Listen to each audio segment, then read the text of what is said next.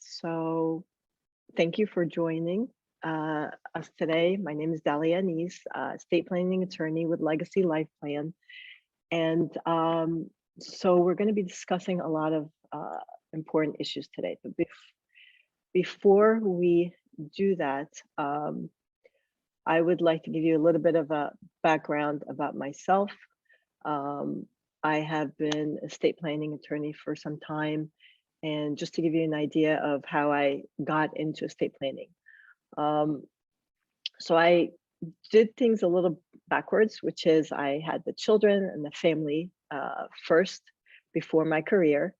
And when my daughter went to college, I started reevaluating what I want to do, and I went back to law school to get my law degree. And then from there, I joined my husband in his practice. He does personal injury, and I decided to transition into estate planning when a family member, my aunt, she became incapacitated. She had a stroke. She was a brilliant woman. She was a professor in Stanford, totally brilliant, and because of her stroke, she was paralyzed, and I had to step in and take care of her. Realized the importance um, of estate planning at that time. Um, so just I want to share my screen and go through how to name guardians for your minor children. Let me share my screen now. Okay, there we go. All right, so these are I want to show you a picture of my grandchildren, and they're very dear to my heart. And this is, sometimes I say, this is why I do what I do, because I really believe in protecting your children when you are not there to protect them is extremely important. And for families not to actually have a plan for their children, their minor children, if something would happen to them, it's a big responsibility that we have children, and we have to live up to that responsibility. So who will take care of, it's a very important question, who will take care of your children, okay, if you are unable to take care of them? Well, for short term, okay, there's something that we call short term and long term guardians, okay? Short term guardians, if you don't have a plan in place, okay, for your minor kids, if something would have happened to you, okay, and I'm talking about if, God forbid, you and your spouse are in a car accident, and they are with a babysitter, and all of a sudden the police shows up and you don't have a plan for them. What would happen to them if you can't take care of them? Unfortunately, once the police shows up, they can take the children to the children and family services. The children can be put into the foster care until a judge decides what happens from that point. It's a really traumatic experience for kids, and I'll tell you a small story. During COVID, there was a nurse who was in the hospital dealing with COVID patients, and she was a single mom. She left her daughter with her mom, so with the grandmother. She was divorced. Her husband did not have custody over the daughter, but he had, visitation rights, but no custody. So she was free to name guardians for her kids. She did not do so. So her ex-husband was horrible to her, and he called the Children and Family Services. They went to the grandmother's house, did not find any, did not find any legal documents to allow this girl to be with her grandmother, and they took her away. Okay, so we don't realize the ramifications of not naming guardians for our children and how it could affect them in a very traumatic way. We do a lot of planning for our kids, right? We take them on vacation, we vet their schools, we vet the babysitters. We do so much moving forward when we are in their life, but we don't like to think about what would happen if we're not there to take care of them. The next thing is long-term guardians for your kids. So what if you pass away? What would happen in that situation? Well, and you don't have planning in place. Well, a judge will need to make that decision for you. And I will tell you, it's not the plan that you're going to like. Why? Because we understand the people in our life. We know our family very well. So I'll give you an example. I have family members that post beautiful pictures on Facebook, and they're so loving and they're caring and they look like the happiest family in the world. But I know them, that they're not, that their relationship, the husband and the wife, is very toxic. There are problems with their children, okay? But the judge does not know that. From the outside, they look like they would be the perfect family to be guardians for my kids. On the other hand, I have family members who don't have a lot of money, but they're so loving and caring and have so much wonderful values that are the same as my values, that could take care of these kids. But at the same time, the judge does not see that. So it's extremely important to make these decisions right now when you can, because once you pass away, it could mean, it could be very detrimental for your children. Also, regarding your assets, what would happen to your assets if you pass away? How would your children inherit these assets? Okay, well, it would go through the regular process. Is it would go through probate. Probate is a court, I want to say, a lawsuit against your estate, pretty much. It is a very slow process, and it's a very costly process. It involves very expensive attorney fees. And the attorney fees, by the way, they're determined by Florida state law. Okay, there's a law that tells attorneys how much they can charge. It's pretty much 3% of your estate. Okay, so it's very, very expensive.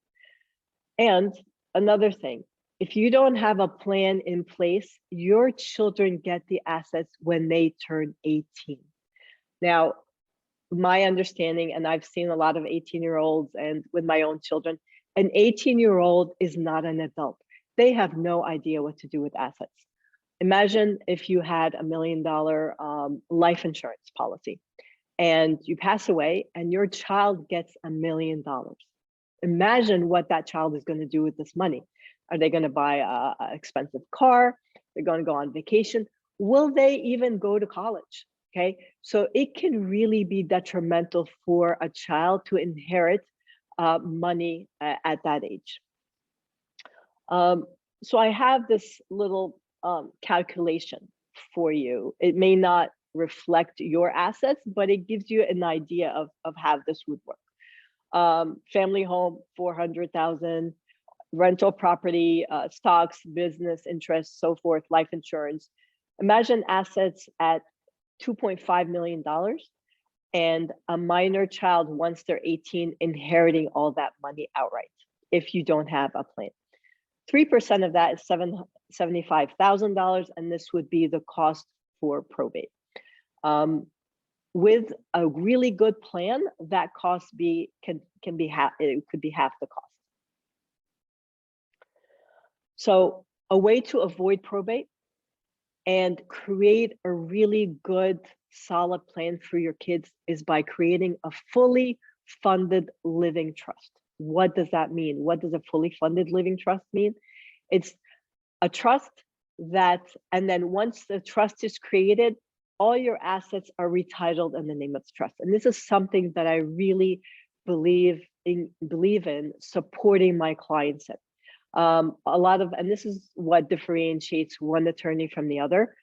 A lot of attorneys, they create beautiful plans, they give the documents to the clients, and they say, good luck to you. Whereas if the trust is not funded correctly, that trust, an empty trust, is a worthless estate plan, okay? And it will completely fail. So it's very important to fund the trust. And this is something that I support my clients in funding their trust. And if they can't do this, I can fund their trust to help them fund their trust for them. And this is a very, very important step in creating an estate plan. All right. So also, what I do for my clients is I create an asset table for them. Imagine if you have assets and nobody knows where they are. Okay, what's going to happen to these assets? They're going to go into the Florida State Unclaimed Property Fund. Okay, as of today, the Florida State Unclaimed Property Fund has about $2 billion of people's assets in there. So if I pass away, what happens, and I have a bank account, my bank account gets shut down. Okay, and if nobody knows where that bank account is, eventually the bank is going to give the money to the state. There was actually an article in the paper, in the Sun Sentinel, that was talking about how difficult it is to get your money out of the state's unclaimed funds, because the state uses it for education, and you have to go through jump through a lot of hoops to be able to get that money out of the state's funds. So the best thing to do is to create a trust that could be a treasure box. It's a treasure chest for you and your children. So let's see how we can do that. Creating a kids protection plan for your minor child. There are 5 steps to do so. Step 1 is, if you have a piece of paper, or you can do this later on, is write 3 names, 3 different individuals that you want to take care of your kids if you are not there to take care of them. Okay, on one side of the paper, write those 3 names. On the other side of the paper, write 10 of your most important values. Certain things, your religion, what you value the most that you would want your children to actually inherit. Because your children don't just inherit money, they inherit values. Once you created these 2 things, look at the people that you named and look at the values and see if they match up. Will these people that you named abide by the values that you wrote on that piece of paper? Okay, so this is step 1 in naming the right long-term guardians for your children. Step 2, choosing short-term guardians. And why is that important? Sometimes the long-term guardians don't live in the same state as we do. These are individuals that will come in and scoop your child up in a case you are not there or you are in an emergency situation. This is very, very important. And this will, it will avoid the problem that we talked about, that if you are, if you can't take care of your kids and your kids are with a babysitter or a neighbor, and the police shows up and you cannot, because you are in a car accident, this will avoid your children going into the children and family services. Okay, it will protect them until the long-term guardians show up. Number 3, it's very important for your short-term guardians and your long-term guardians to have these documents and instructions from you. Okay, if the police shows up, they need to show them that they have been named as short-term guardians. They have been named as long-term guardians. It's also very important for your long-term guardians to have instructions on how to raise your kids. And we're going to talk about this later on, that I create a full estate plan. It's called the Kids Protection Plan, to make sure that your minor children are protected. Step 4 is, I also create a document. It's called exclusion document. Anyone that you would want to exclude from your children's life. Okay, we all have these family members that we really do not want to be in our children's life. We also want to make sure that if somebody contests the nomination that I put in place, okay, there are people who may have ulterior motives. They know that I have assets. We don't know, that they can go to the judge and say, you know what, I want to be legal guardian of these children, that you have in place this exclusion that the parents documented the reason why this person should not be in your children's life, and it's signed and it's notarized and it's witnessed. So this is a very, very important document in the kids protection plan. The last step is you want to make sure that there are enough resources. Okay, you have enough life insurance to take care of your kids. So sometimes when we think about the long-term guardians, we look at them from our point of view, that these people are really wonderful people, that they can take care of our kids when we're not there. But we don't look at the other side of it too, that we need to consider. What is having our kids, what is that going to do to their life? So for example, I have a sister, she lives in a 3-bedroom home, and now something happens to me and I can't take care of my kids. How will my sister's life with her husband change, right? Does she need to buy a new home?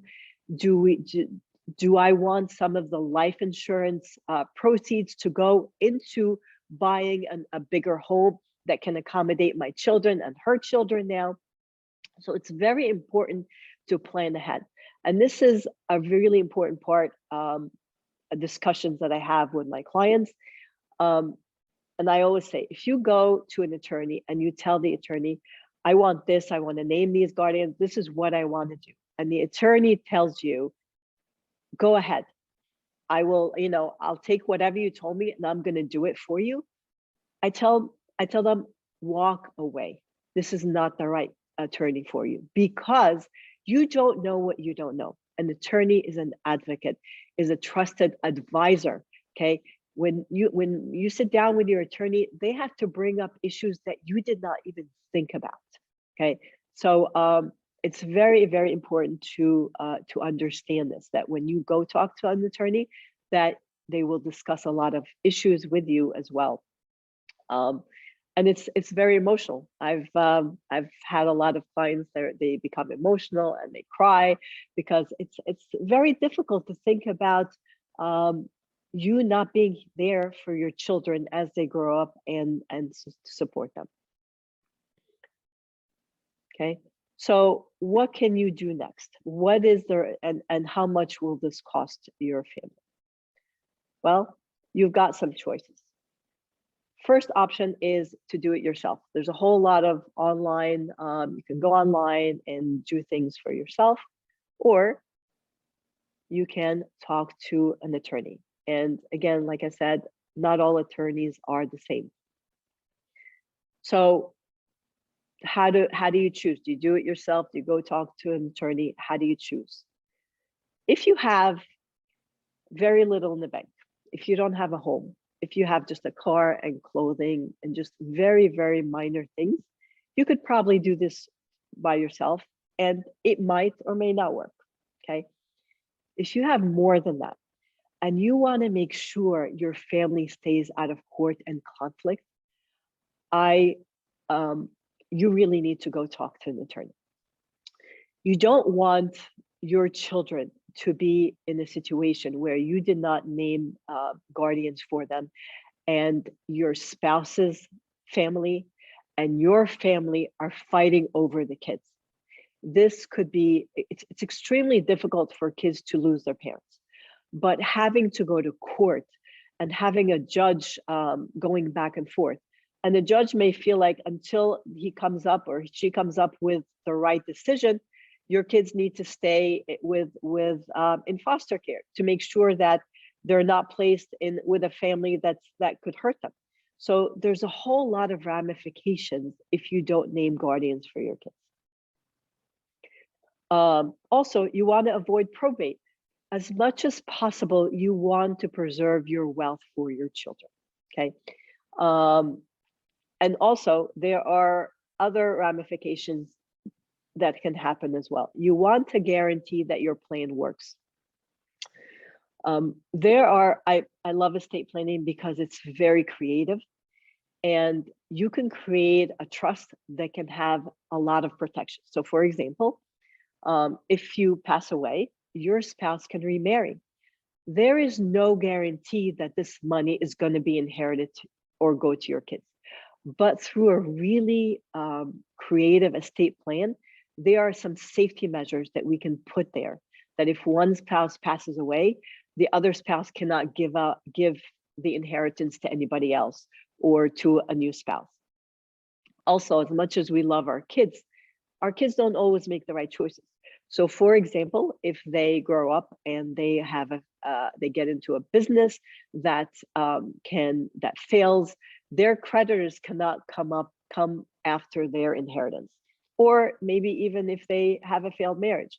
And I'll tell you a little story. There was a grandfather who loved his granddaughter very much.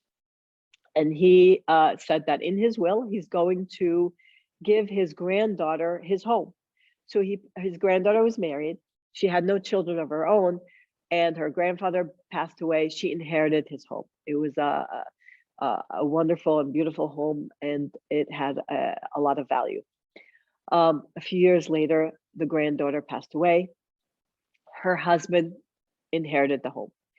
The family went to him and they said, you know, it really was not the intention of the grandfather to, you know, this is inherited by you, and he got remarried and now he had a new spouse. You know, can we take that home back so that it can stay in the family? He said, there's no way, I'm not giving back the home. They tried to go to court. The court sided with him. So that home that the grandfather inherited, that the grandfather intended to go to the family and to stay in the family, he didn't intend this to be inherited by people he didn't even know, actually was completely inherited by individuals that were not related to him. So it's very, very important to understand that concept as well. Okay, so what should this cost? Well, think about probate. If you have an estate that's worth $500,000, and you know, we're talking about home prices now have skyrocketed, it would cost $15,000 for probate. With estate planning, to do something proactive, it would cost between $2,500 and $6,500, depending on the plan that you want to put in place. So I do want to make this easier for you. And because you attended this webinar today with me, I'm going to give you 3 gifts. The first gift is a certificate for $750 for the family wealth planning session.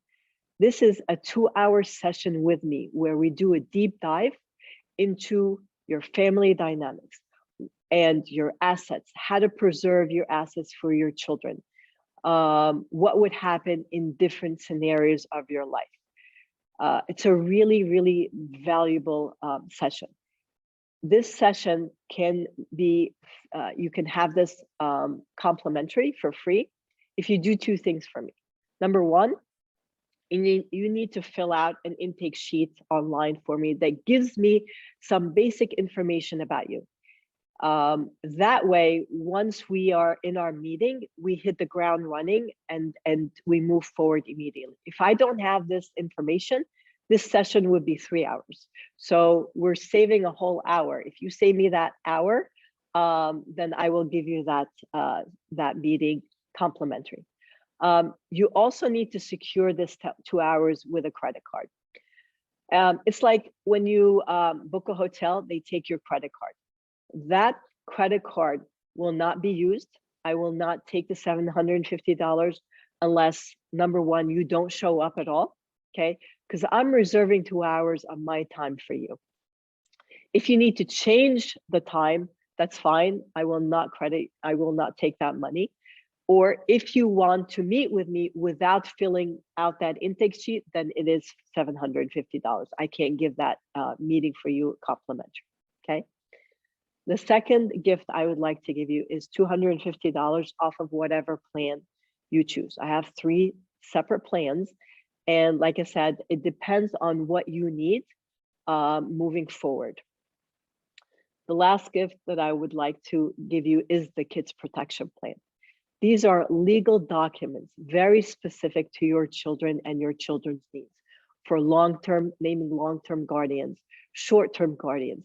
giving you a medical power of attorney for your children for the short-term guardians. So if you can imagine, if you become incapacitated, you get into a car accident, and your children now are with their the short-term guardians or the long-term guardians, and something happens, they break their arm, they fall, they need medical assistance, and they have to be taken to the ER, that short-term guardian needs to have power to act on behalf of your child.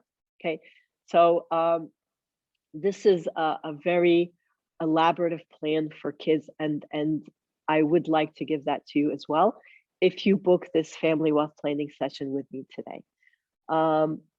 So some steps to take. Number one, schedule your family wealth planning session. My assistant here, Jen, I think, she's gonna put all the links in the chat for scheduling the family wealth planning session, as well as the online intake sheet.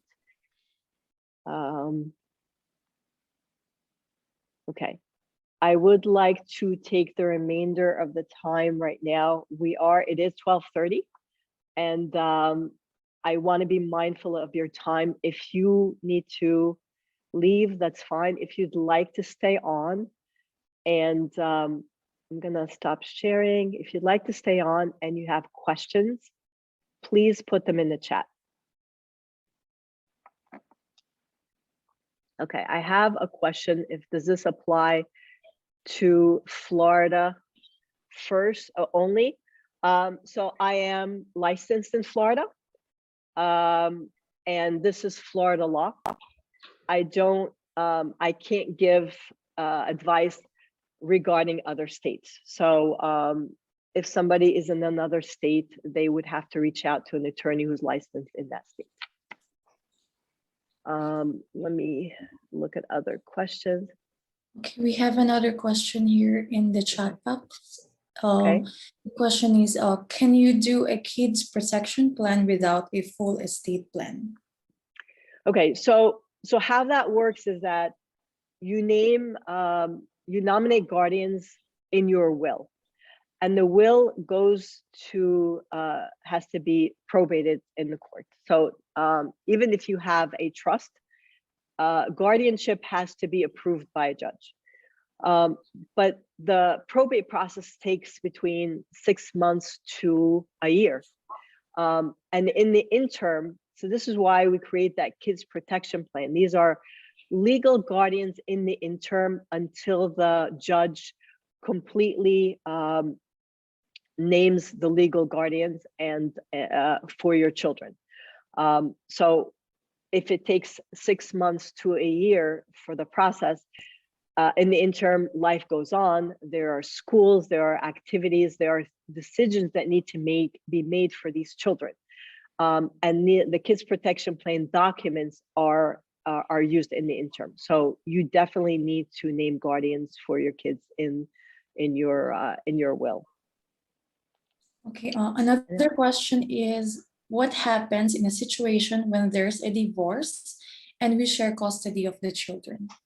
Okay, so with shared custody, and this is a tough situation, you and your ex-spouse need to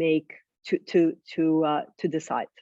Okay, you have to come up with the legal guardians, and you have to sign these the documents together. Also, you both need to name the same guardians in your wills. And sometimes it is difficult, but you need to come together in this situation. Other questions, Jen? Okay.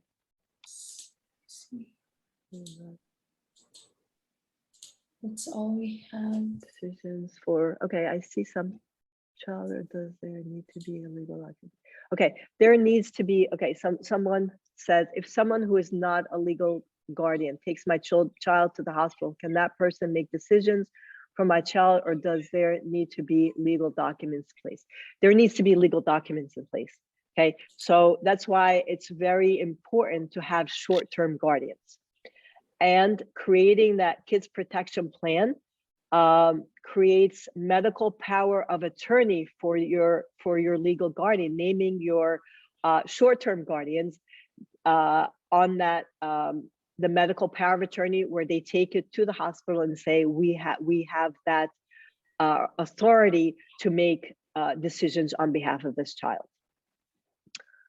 I have another one. Can you explain why the best age to write your will?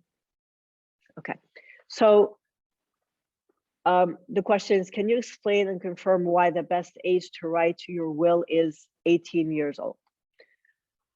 So once you're 18, you are considered an adult, and your parents cannot make decisions for you. And I'll give you an example from my own life. My daughter, when she was in college, she had a bill that needed to be paid, and she, you know, how kids are, Mom, please, can you go just pay this, you know, at my college, please do it for me. And I said, fine. I went to her college and I said, you know, how much does my daughter owe? And they said, sorry, I can't give you that. If she was 18, I can't give you that information. I said, why not? And they said, because she's 18. I said, I have a check in my hand. I'm giving you money. Tell me how much so I can write you the check and give you money. And they would not give me any information about her. So once our children turn 18, we cannot get any information about them unless they have a plan in place that names us as, you know, in their power of attorney, that allows us to be their agent and allows us to get medical information. So like the HIPAA form is part of the document that I create for my clients as well. Okay. I think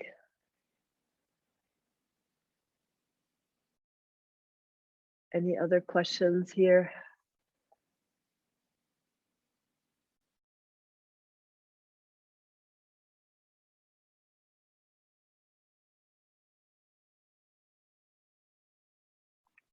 I'm trying to understand that question. I think it's about, so this is my understanding, if parents are Americans and they're naming non-Americans as their legal guardians, or someone or somebody that lives out of the United States. So this creates an issue sometimes, because if someone lives outside the US and you name them as a guardian for your children, first of all, you got to make sure that they are able to come to the United States to be in front of a judge. Okay, that's very, very important. It's also important where this person lives. Is the country that they're living in a hostile country? The judge may not feel that the children, the American children, are safe to go to live in that country. So it's very, very important to make sure when you're naming guardians that there are no issues that the judge is going to find with this guardian. And that's why it's important to not just name one guardian, but successor guardians as well. Something also I wanted to talk about, I didn't mention in my presentation, is that when you're naming guardians that are, for example, if I name my sister and my sister's married, what will happen if my sister passes away? Do I want her and her husband to be legal guardians? Do I want her by herself? And if she passes, my children go to someone else? Or if she passes, do I want my brother-in-law to take care of the children? These are also very, very important questions to consider when naming guardians.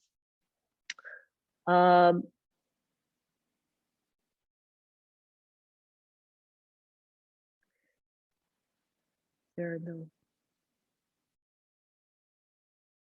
Okay, so if my kids go to the hospital and there are no legal guardians named at all, DCF may be, you know, need to be called, or it's a very difficult situation. Okay, I don't know how the hospital is going to react to a situation where the one taking the child to the hospital has no authority of making decisions for that hospital. The hospital can go into many different decisions. They could call DCF in an emergency situation to come and be in charge.